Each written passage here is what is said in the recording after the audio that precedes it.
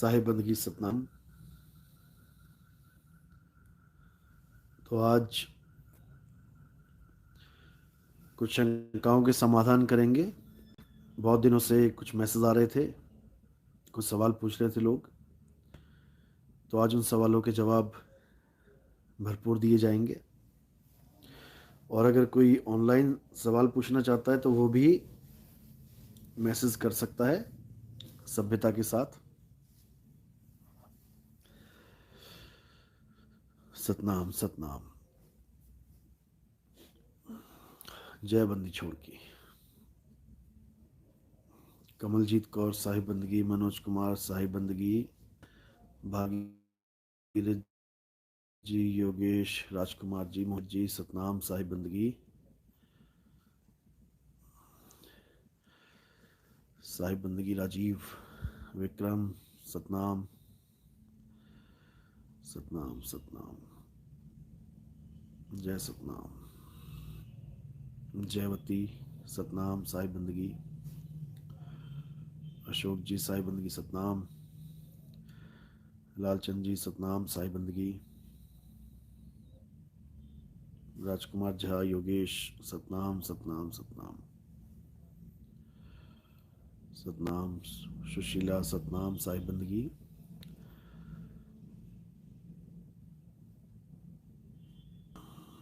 सतनाम। तो पहले उन सवालों का जवाब दिया जाएगा जो मेरे पास आए हुए हैं, उसके बाद आप अपने सवाल रख सकते हैं। तो सवाल है, और बहुत ज़्यादा पूछा जाता है ये, बहुत से लोगों के मैसेज आए हैं इस मामले में। कह रहे क्या हम किसी पूजा पाठ में या मंदिर निर्माण में कोई हिस्सेदारी भी दे सकते हैं या नहीं।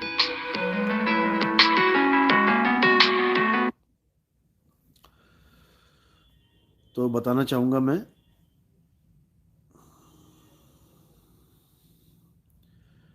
कि देखो, जितने भी हमने सत्संग किए हैं अभी तक, समझने वाली बात है। अगर अभी भी आप ये सवाल पूछेंगे तो बड़ी हैरानी वाली बात होगी।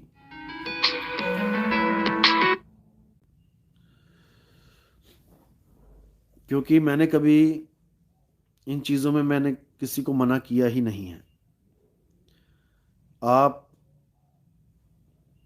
भगवान की भक्ति करना चाहते हैं, परमात्मा की भक्ति करना चाहते हैं, बहुत अच्छी बात है।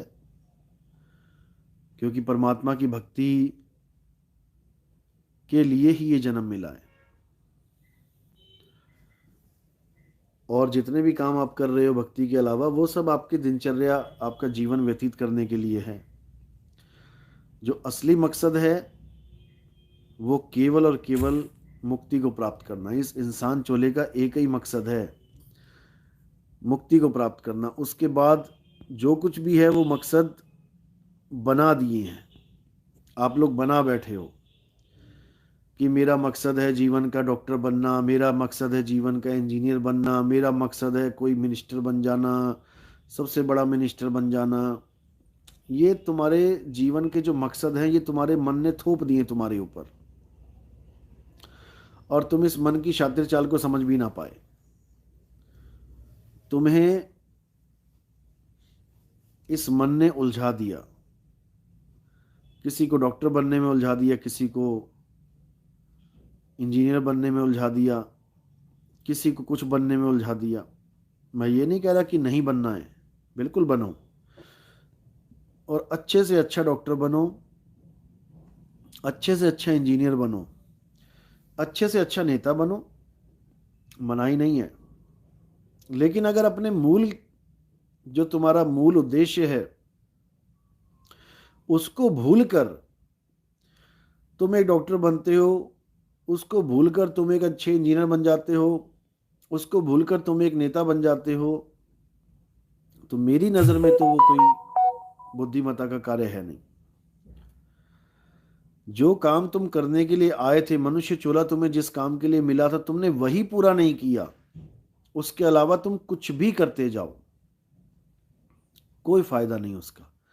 क्योंकि सारी डिग्रियां, सारे खजाने यहीं धरे के धरे रह जाएंगे। सारी जितनी भी तुमने जगत से माया इकट्ठी करी, क्योंकि जगत की माया ही जगत में रह जाती है। किसी और के अकाउंट खाली हुए, तुम्हारे अकाउंट में भर गया पैसा। रहा वो इस तीन लोक में ही, इस तीन लोक में ही रह जाएगा, और अंत में सब मिट्टी हो जाएंगे। एक परमाणु बम फटा था, अमीर क्या गरीब क्या सब मिट्टी होके धरे के धरे रह गए। डॉक्टर भी वहीं मरा, इंजीनियर भी वहीं मरे, नेता भी वहीं मर गए। तो जब सारा कुछ यहीं का यहीं रह जाना है, तो फिर माया की दौड़ किस लिए? जब अर्जुन 5 गांव के लिए युद्ध कर रहा है और गांव यहीं के यहीं रह गए, तो फिर ये जंग किस लिए? हम भी किसी ना किसी चीज के लिए जंग कर रहे हैं, और यहीं छोड़ जाने के लिए, यहीं छूटेगा। ये सवाल भी आया था कि क्या हम अपने भाइयों से जमीन जायदाद के बंटवारे में हम लड़ सकते हैं, झगड़ा कर सकते हैं? बिल्कुल नहीं करना है झगड़ा। झगड़ा किस बात का भाई? पहली बात तो नाम रखा है बंटवारा। जब बंटवारा ही हो रहा है तो फिर झगड़ा किस बात का? कोई बंटवारा ना करे, झगड़ा तो तब होता है जब बंटवारा हो रहा है, बांटा जा रहा है हिस्सा, तो सबको अपना बराबर बराबर हिस्सा मिल जाए। झगड़ा करने की जरूरत ही नहीं है। और अगर कोई आपको आपका हिस्सा नहीं दे रहा है, तो आप कानून के हिसाब से चलिए, आप केस कीजिए उस पर, अपने आप देगा, कानून दिलवाएगा। तुम्हें झगड़ा करने की क्या जरूरत है भाई? तुम्हें लाठी डंडे चलाने की क्या जरूरत है? उसका भी सिर फाड़ो, अपना भी फड़वाओ, और पता लगा दोनों ही एक्सपायर हो जाओ। फिर यहाँ रह गई जमीन पड़ी हुई, यहाँ रह गई दुकान पड़ी हुई, और दोनों भाई निपट लिए। उसका क्या फायदा? उसका क्या फायदा? 2 इंच कम मिल रही थी, कोई बात नहीं, कम में ही सब्र कर लेते, अगर ऐसा ही होना है तो। इसलिए कोई झगड़ा नहीं करना किसी से। अगर कोई तुम्हें तुम्हारी जमीन पे हक जता रहा है, तो आप कानून का दरवाजा खटखटाइए। मैंने सत्संग में बोला है कि हमारे पंथ में आने का मतलब ये नहीं कि तुम महादानीकरण बन गए। अगर तुम्हारा हिस्सा दबाया जा रहा है, तो तुम आओ मैदान में, कानून के साथ आओ, आप केस लगाओ, अपने आप मिलेगा परमात्मा ने चाहा तो। और फिर भी ना मिला तो समझ जाना कि पिछले जन्मों का लेनदार है, वो लेके ही मानेगा। लेकिन तुमने ऐसा कोई कांड नहीं करना है। पता लगा तुम जेल में बैठे हुए हो, क्या करनी है ऐसी माया? जितने की तो जमीन नहीं होगी, इतनी तो तुम कमा के दोबारा बना लोगे। इसलिए अपने आप को इस माया से बिल्कुल अलग करके देखो। छोड़ना है सब कुछ यहाँ पे, झगड़ा करके भी इकट्ठा करके ले नहीं जा पाओगे, छोड़ना फिर भी यहीं पड़ेगा, इतना याद रखो। तो सवाल वही था, क्या हम किसी मंदिर के निर्माण में पैसे दे सकते हैं? क्योंकि बहुत से गुरु हैं ऐसे, कबीरपंथी गुरु भी हैं और अन्य भी हैं, जो कहते हैं कि नहीं, पैसा केवल हमारे ही आश्रम में आना चाहिए, हमारी ही ईंट पे ईंट लगाते रहो, हमारे ही आश्रम 1 माले से 2 माला, 2 माले से 10 माले बनाते रहो, कहीं और पैसा दोगे तो नाम खंड हो जाएगा। ये फालतू का ड्रामा जो चला रखा है इन लोगों ने, इसमें कुछ नहीं रखा भाई। आप जहां पर भी आपकी या आपके परिवार की श्रद्धा है, या नहीं भी है, कोई अगर कोई मंदिर बन रहा है, तो मंदिर तो पूजा के लिए बन रहा है ना, एक तरह से वो हमारे ही सिलेबस का पहला चरण है। क्योंकि हर भगत मंदिर से ही शुरुआत करता है, क्योंकि जो चीज़ दिखेगी पहले तो वहीं से अटैचमेंट होगी ना उसकी। अब परमात्मा दिखता नहीं है तो उसके साथ अटैचमेंट होगी कैसे? शुरुआत मंदिरों से ही होती है, शुरुआत मस्जिदों से ही होती है। तो अगर कोई मंदिर बन रहा है तो आप उसमें योगदान दे सकते हैं, उसमें कोई मनाही नहीं है।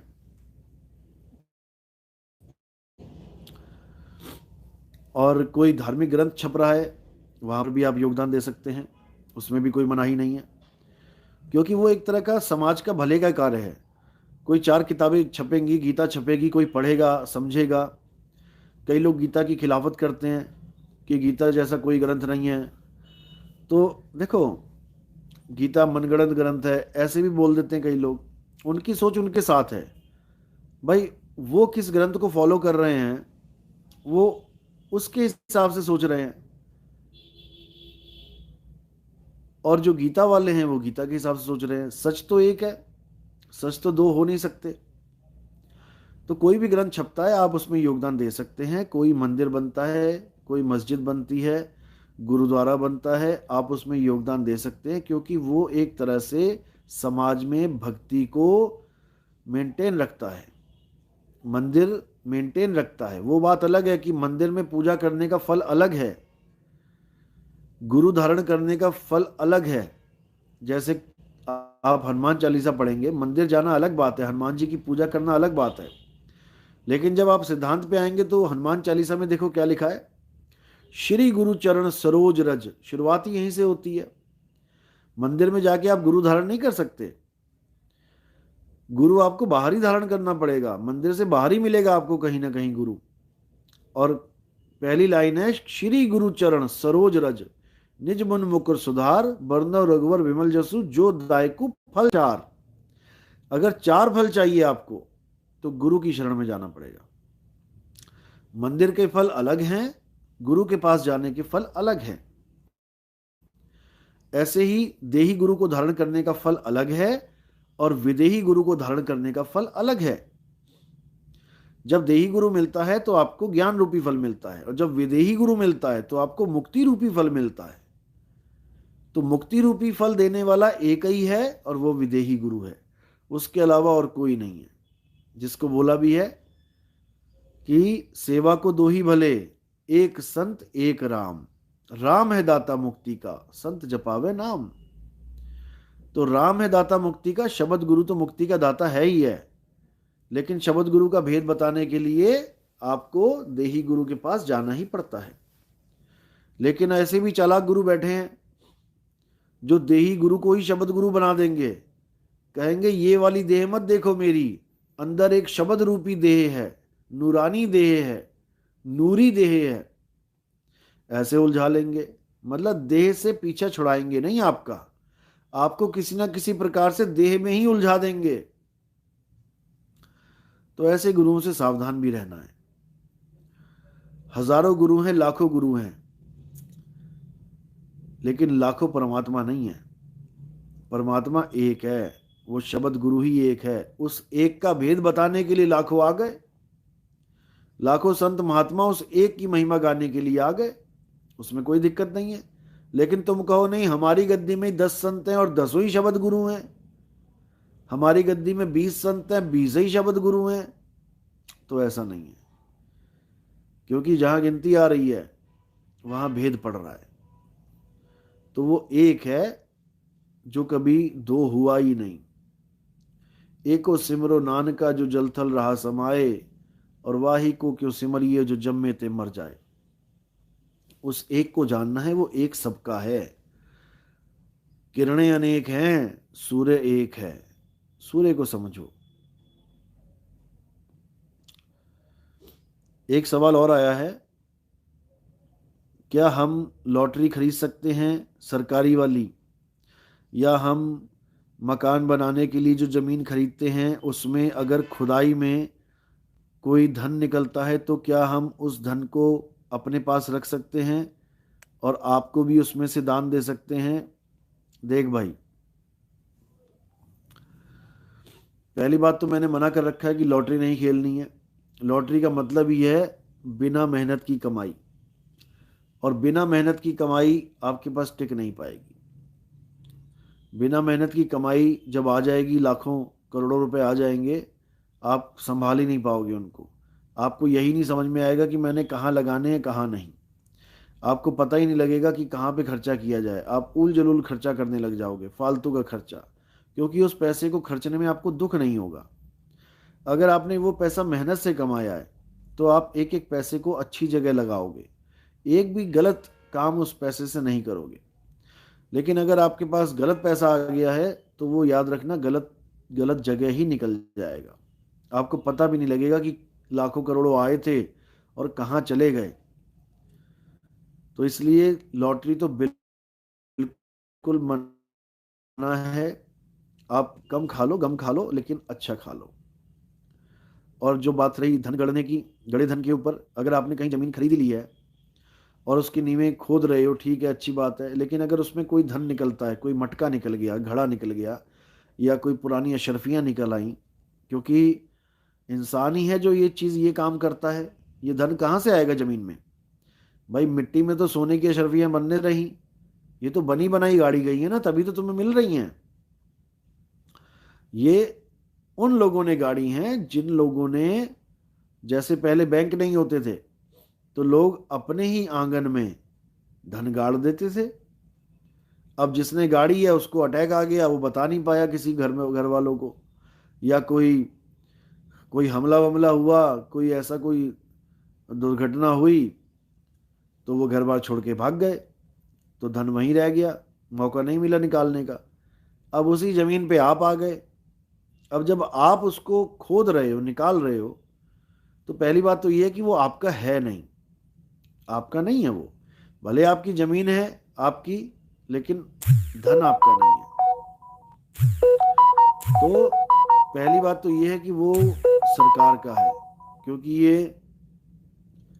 ये कानून है हमारे देश का कि अगर जमीन में से कोई भी चीज मिलती है हमें और खजाने के रूप में मिलती है, तो वो हमारी नहीं है। उसके ऊपर कानून ये है कि वो सरकारी है। आप सरकार में जब उसको देंगे तो उसमें से कुछ परसेंटेज आपको जरूर मिलेगी। मेरे ख्याल से शायद 10% है, शायद, आप पता कर सकते हैं। 1 करोड़ का मिला सामान तो 10 लाख आपका है इनाम के तौर पे। मुझे कंफर्म नहीं पता इसके बारे में, आप पता कर सकते हैं अगर ऐसा कुछ है तो, मैंने सुना था। और अगर कोई चीज आपको समुद्र में मिलती है, आप समुद्र में गए किश्ती लेके, आपने डाई मारी, आप नीचे से कुछ भी लेके आते हो, कुछ भी, वो आपका है। ये कानून है कि समुद्र में से मिलने वाली चीज आपकी होगी और जमीन से निकलने वाली चीज वहां की प्रदेश सरकार की होगी। उसमें आप कुछ नहीं कर सकते। कोई घड़ा निकला, आपने रख भी लिया, आज नहीं तो कल, कल नहीं तो परसों आप ही के द्वारा बात लीक हो जाएगी, या जो खुदाई कर रहे हैं वो बता देंगे किसी को, तो आप सीधे अंदर जाओगे, कोई सुनवाई नहीं होगी। और बात रही उस पैसे में से दान की, तो भैया हमें नहीं चाहिए तुम्हारा ध्यान। हमारे, हम ना, हमने कोई बड़े बड़े आश्रम बनाने जो तुम्हारे ये 2 नंबर के दान चाहिए हमें। जो हमें प्रचार के लिए चाहिए, जो पेट्रोल भराने के लिए चाहिए, वो हमें बढ़िया मिल रहा है, मालिक की दया से सारे काम चल रहे हैं। हमें आपका ये 2 नंबर का पैसा नहीं चाहिए, ना ही कोई गड़े हुए धन की हमें कोई लालसा है कि ऐसा कोई धन मिल जाए। जो यहाँ इकट्ठा किया है भैया, वही वो भी यही छोड़ के जाना है, तो 2 नंबर की कमाई कौन खाए? और उसका हर जाना भुगतने के लिए बार बार यहाँ पे आए, तो हमें नहीं चाहिए भाई। और आप भी बच के रहो, ये कोई काम ऐसा मत करो जो तुम्हें लेने के देने पड़ जाएं। तुम भगत बन रहे हो, तुम भक्ति कर रहे हो, तो तुम्हें पहली बात तो इस माया की दौड़ से निकल जाना चाहिए। साहिब इतना दीजिए जामे कुटुंब समाए, दोहे तो ये पढ़ रहे हो और कह रहे हो कि गड़ा हुआ धन मिल जाए जी, ऐसे हो जाए वैसे हो जाए। क्यों आस लगा रखी तुमने फालतू की? जो तुम रोज 2 4 5 रोटियां खाते हो ना, यही तुम्हारी हैं, इसी से तुम्हारा शरीर चल रहा है। धन गड़े हुए धन की वजह से नहीं चल रहा है। और ना ही गड़ा हुआ धन मिल जाएगा तो तुम दुगनी स्पीड में भागने लग जाओगे, ऐसा नहीं है। शरीर जर्जर हो रहा है, धीरे धीरे नाश की तरफ जा रहा है, तो इस नाश की तरफ जाते हुए शरीर को लेखे लगाना है, ना कि गड़ा हुआ धन घड़ा उठा के सिर के ऊपर और दब जाना है। ये काम मत करो, छोड़ो इसको, दिमाग से निकालो और अपना भक्ति करो बस। पता नहीं कौन सा पल आखिरी पल हो, तो उस आखिरी पल को याद करके बस मालिक की शरण में रहो। 8 पहर मालिक को याद करो, उसी से कल्याण होगा, बाकी छोड़ दो सब। तो अगला सवाल है, गांव में बहुत जात पात देखी जाती है। शहरों में तो ठीक है, सब एक साथ रहते हैं, लेकिन गांव में हमें जात पात में आना ही पड़ता है, क्योंकि गांव का माहौल ही ऐसा होता है। तो हम क्या करें? देखो, आप पहली बात तो ये है कि आपने अगर संत मत में आए हो, नाम दीक्षा में लिया है आपने, तो पहली बात तो यही है कि इन जात पात से आपने ऊपर उठ जाना है। जात पात को, शहर और गांव की बात नहीं है, जात पात को अपने दिमाग से निकाल देना है। लोग कहते हैं जी वो अछूत है, उसको छुआ नहीं जा सकता जी, ऐसे है वैसे है। ये सारा अछूत वछूत ये सब घर तक ही सीमित रहता है, गांव तक ही सीमित रहता है। जब आप हॉस्पिटल जाते हो अपनी माँ को लेके, कोई ब्राह्मण है, कोई क्षत्रिय है, कोई वैश्य है, जब अपनी माँ को, अपने बाप को हॉस्पिटल लेके जाते हो, और जहाँ डॉक्टर कहता है भाई खून चाहिए, ब्लड चाहिए, तो तुम क्या ब्लड बैंक में जाके पूछते हो कि किसी ऊंची जात वाले का खून दो? तुम एक बार भी नहीं पूछते। वहां पे दिखाओ ना अपनी हेकड़ी, वहां पर अपनी जात पात की हेकड़ी दिखाओ कि भाई मैं तो ठाकुर हूं, मैं तो ब्राह्मण हूं, मुझे ब्राह्मण का ही खून चाहिए। फिर देखते हैं, एक बोतल पड़ी हो केवल शूद्र की, फिर देखते हैं ब्राह्मण लेता कि नहीं लेता। भाई ये सारी बातें घर तक ही अच्छी लगती हैं, जब बाहर आते हैं ना तो ये धरी की धरी रह जाती हैं। तुम्हें वो खून की जरूरत है, अब वो चाहे शूद्र का हो, लेकिन अगर ब्लड ग्रुप सेम है जो तुम्हें चाहिए, तो तुम ले जाओगे, बेहिचक ले जाओगे। अब जिस शूद्र को तुम छू नहीं सकते थे, तुम कह रहे थे कि इसने हमारे कुएं से पानी ले लिया तो हमारा कुआं ही दूषित हो गया, अछूत हो गया। अब तुम्हारे माँ और बाप के रगों में उस शूद्र का खून दौड़ेगा। नहीं दौड़ेगा तो बता दो, और तुम उनको उसी नज़र से देखोगे जैसे पहले देखते थे। नहीं देखोगे तो भी बता दो। तो जब शूद्र का खून तुम्हारे माँ बाप की रगों के अंदर दौड़ रहा है और वो शूद्र नहीं हो पाए, वो अभी भी ब्राह्मण ही हैं, वो अभी भी राजपूत ही हैं, जबकि खून शूद्र का चला गया अंदर, तो भैया छूने से क्या हो जाएगा? फालतू बातें। किसी को छूने मात्र से क्या हो जाएगा?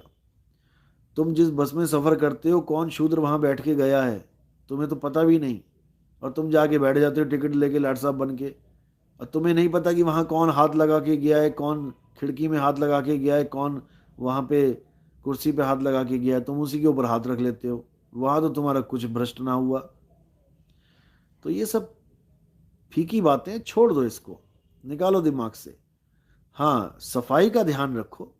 अगर कोई ऊंची जात वाला भी गंदा मंदा बन के रहता है, मैला कुचैला बन के रहता है, तो उससे दूर रहो, इन्फेक्शन ना हो जाए तुम्हें।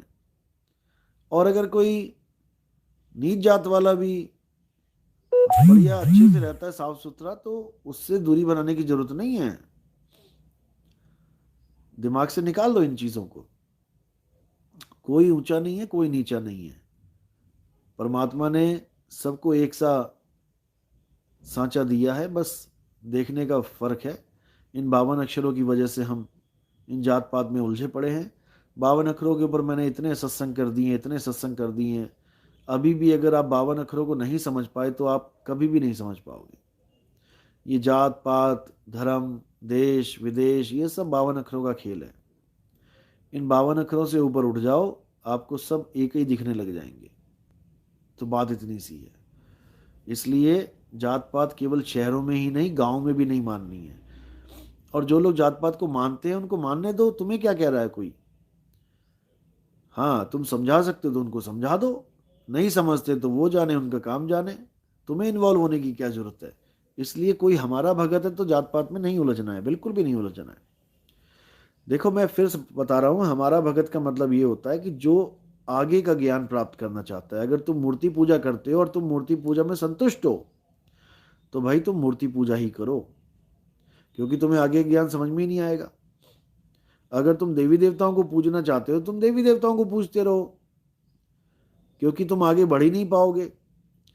हमारा ज्ञान केवल वो बंदे ग्रहण करें जो आगे बढ़ना चाहते हैं। जो शरीर से आगे आत्मा की खोज करना चाहते हैं, जो आत्म ज्ञान में आना चाहते हैं, केवल वही लोग आए। नहीं तो एम ही ना भीड़ बढ़ाते रहे, पता लगा नाम लिया यहाँ पर और कल को जा रहे हैं वहां पे मंदिरों में माथा टेकने, उसका क्या फायदा? उसका कोई फायदा नहीं। हमारा किसी से विरोध नहीं है कि राम जी की पूजा का विरोध करे, हनुमान जी की, हम क्यों करें भाई? जो जिसकी पूजा कर रहा है करो, जो जिसकी पूजा कर रहा है करो, लेकिन जो आगे बढ़ना चाहता है, जो सार को जानना चाहता है, जो गीता के सार को जानना चाहता है, जो वेदों के सार को जानना चाहता है, जो कबीर साहब की वाणी के सार को जानना चाहता है, वो आगे बढ़ना चाहता है तो बढ़ो। केवल वही लोग जुड़ो जो आगे बढ़ना चाहते हैं। जो पीछे संतुष्ट हैं उनको आगे आने की जरूरत नहीं है, वो पीछे ही रहो, अपने पिछले कोर्स क्लियर करो। पिछले कोर्स क्लियर करने का मतलब जो आप पूजा पाठ कर रहे हो, जहां तक की आपको प्राप्ति चाहिए वो चीज प्राप्त करो। जब आपको लगे कि हाँ भाई मुझे वो चीज प्राप्त हो गई है और अब आगे जाना है, उतने में संतुष्टि नहीं हो रही है, तो आगे बढ़ो, नहीं तो लगे रहो सारी उम्र। कौन मना कर रहा है? मैं मूर्ति पूजा का खंडन करता हूं अपने भक्तों के लिए। हमारे भगत मत फंस जाना, हमारे भगत दोबारा से बैक गियर मत लगा देना। तुम आगे बढ़े हो, तुम आगे बढ़ो। पीछे वालों को टोंट भी नहीं करना है, उनको परेशान भी नहीं करना है। जो पीछे की भक्ति कर रहे हैं कर दे दो उनको। जैसे तुम्हारी छूटी, तुम आगे बढ़े, वैसे उनकी छूट जाएगी, वो आगे बढ़ जाएंगे। ये जबरदस्ती का सौदा तो है ही नहीं, ये तो प्रेम का सौदा है। जिसको शरीरों से प्रेम है वो शरीरों को पूज रहा है, जिसको आत्मा से प्रेम है वो आत्मा को पूजेगा। सिंपल। इसीलिए कृष्ण जी ने बोला ना गीता में कि हे अर्जुन, देवी देवताओं की पूजा करने वाले अल्प बुद्धि हैं, माया के द्वारा उनका ज्ञान हरा जा चुका है। देवी देवता की पूजा करने वाले देवलोक को जाते हैं, उनके द्वारा दिए हुए फल सीमित तथा क्षणिक होते हैं, क्षणिक है वो। फिर भी मैं उन लोगों की आस्था को देवी देवताओं में स्थिर करता हूं जो उनकी पूजा करना चाहते हैं। क्यों स्थिर करता हूं? क्योंकि कम से कम ट्रैक पे तो हैं, कम से कम रास्ते पे चल तो रहे हैं। पूजा पाठ छोड़ के गुंडागर्दी में पड़ जाएं, मार कुटाई में पड़ जाएं, गलत कामों में पड़ जाएं, नशों में पड़ जाएं, उससे तो लाख गुना अच्छा है कि मंदिर में जय श्री राम कर रहा है बंदा। क्या बुरा है भाई?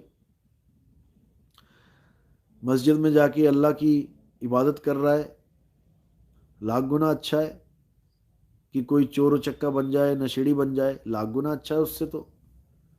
कि वो मस्जिद में जा रहा है, गुरुद्वारे में जा रहा है, चर्च में जा रहा है, पवित्र ज्ञान को अच्छी तरह ग्रहण कर रहा है, पवित्र आत्मा बन रहा है, कोई बुराई नहीं है इसमें। हाँ, तब दिक्कत होती है जब इसी को आखिरी पड़ाव मान लिया जाए, आखिरी मंजिल मान ली जाए, तब दिक्कत हो जाती है। क्योंकि ये शुरुआत है, अंत नहीं है। शुरुआत आपका आंगनबाड़ी से, एलकेजी से स्टार्ट करते हो, लेकिन अंत आंगनबाड़ी नहीं होता है, अंत होता है पीएचडी। तो पीएचडी का ज्ञान पवित्र ज्ञान से आगे का ज्ञान है, जिसको मूल ज्ञान कहते हैं। और मूल ज्ञान ऐसा ज्ञान है जो सारे प्रकार के, हर प्रकार के पवित्र ज्ञान को समेट देता है, यानी उसके सार को बता देता है। सार क्या है? एक सवाल और है, बहुत दिनों से पूछ रहे हैं लोग।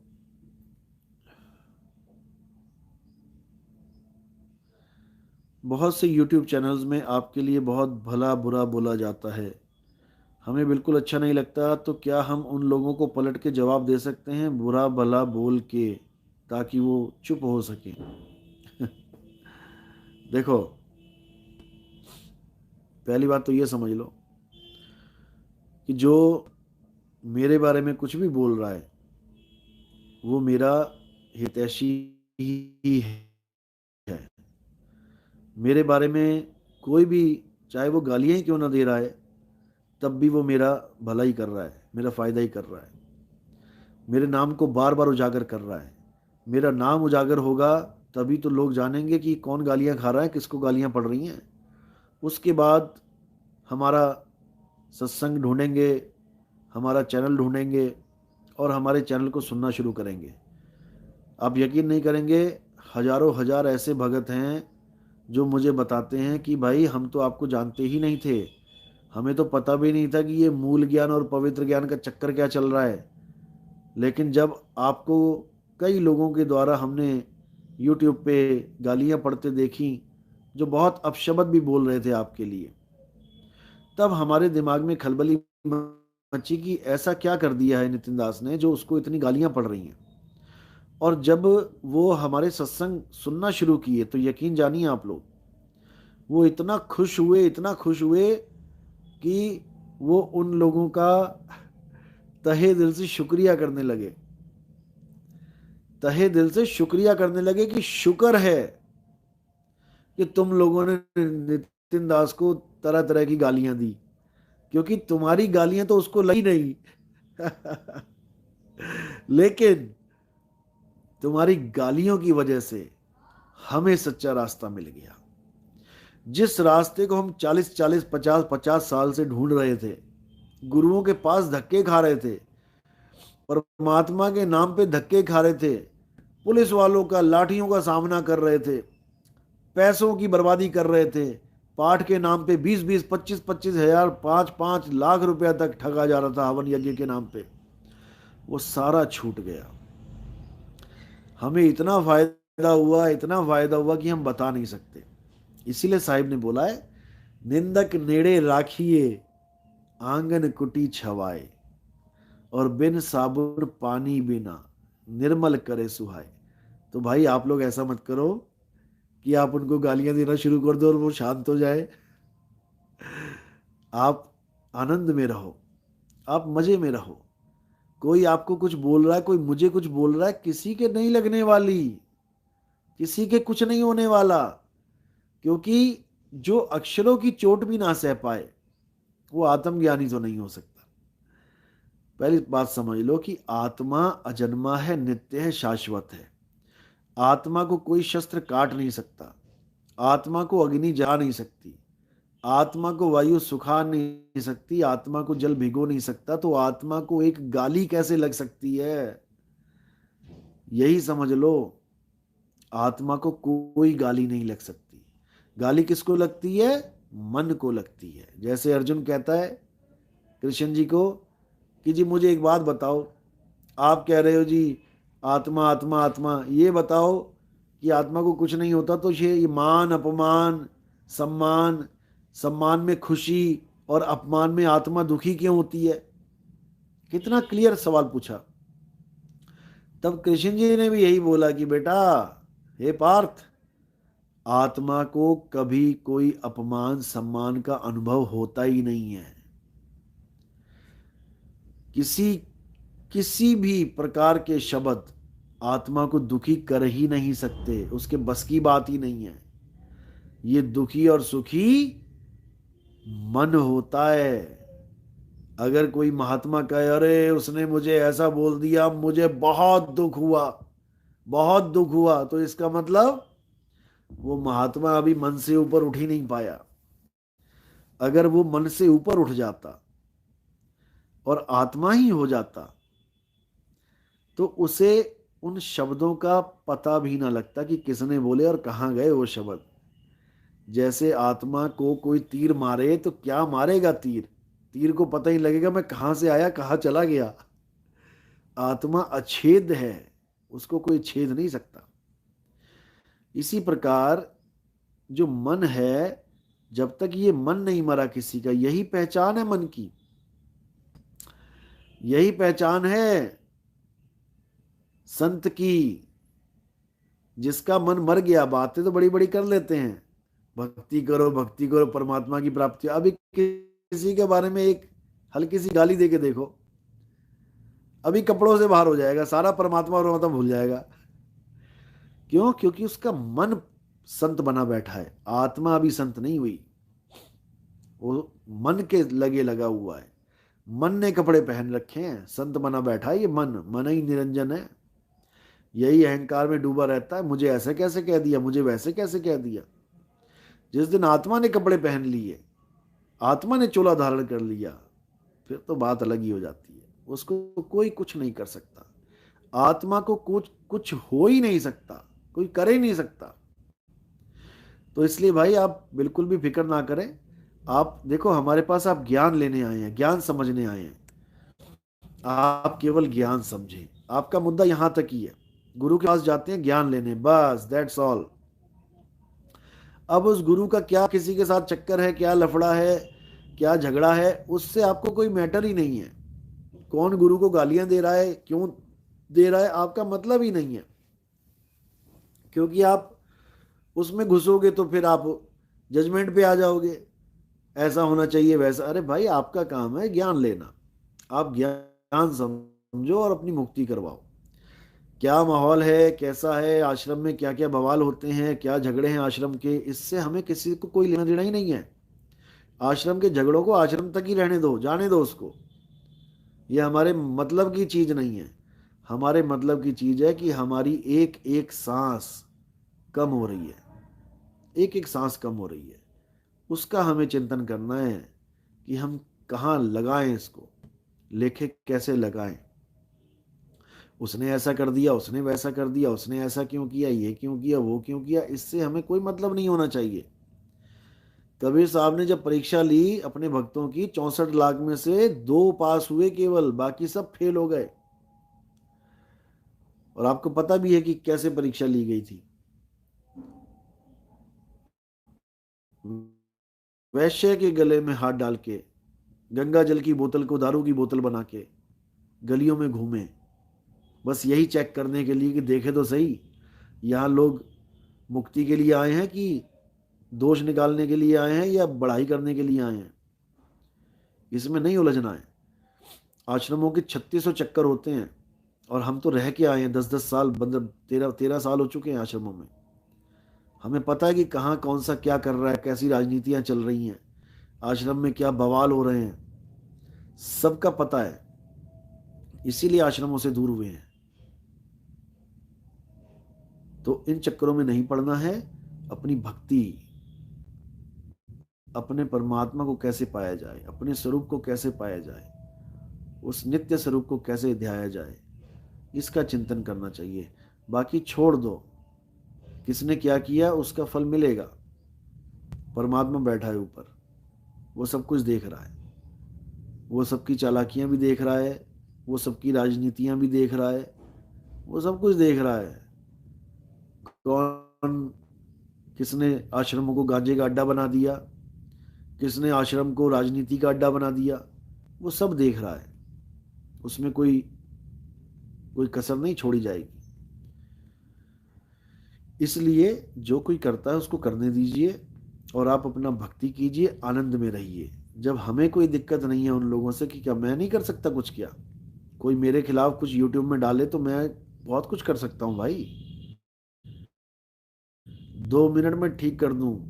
लेकिन हमें वो करना ही नहीं है। वो तो हमारे हमारे मजदूरी वाले बंदे हैं ये, बिना पेमेंट वाले बेचारे। पेमेंट भी नहीं मिल रही ना, पेमेंट यूट्यूब से लेंगे ये लोग। पेमेंट यूट्यूब से कमाएंगे ये लोग, मेरा नाम ले लेके। चलो, इनके भी घर बसते रहे, चूल्हा जलता रहे इनका भी। वैसे तो पैसे कमा नहीं पाए जीवन में, मेरा नाम लेके पैसे कमा लें तब भी ठीक है, भला हो इनका भी। तो अपना भक्ति करो, आनंद में रहो, और कुछ करने की जरूरत नहीं है।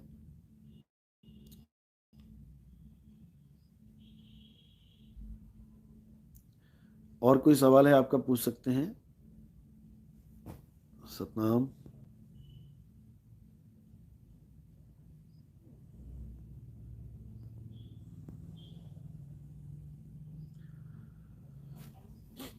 साईं बंदगी सतनाम। किसी का कोई सवाल है वो पूछ सकता है।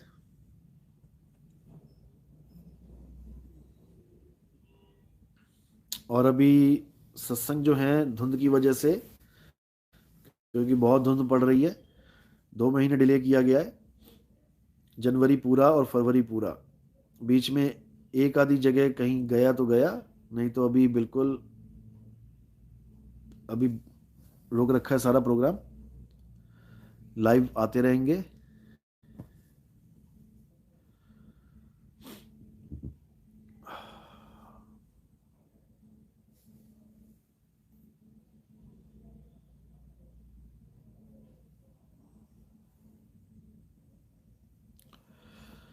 राम बुलावा भेजिया दिया कबीरा रोए, जो सुख साधु संग में सो बैकुंठ न होए। यहां से नहीं, ये दोहा देखो, शब्दार्थ और भावार्थ में बहुत फर्क होता है। इस दोहे के भाव को पकड़ो।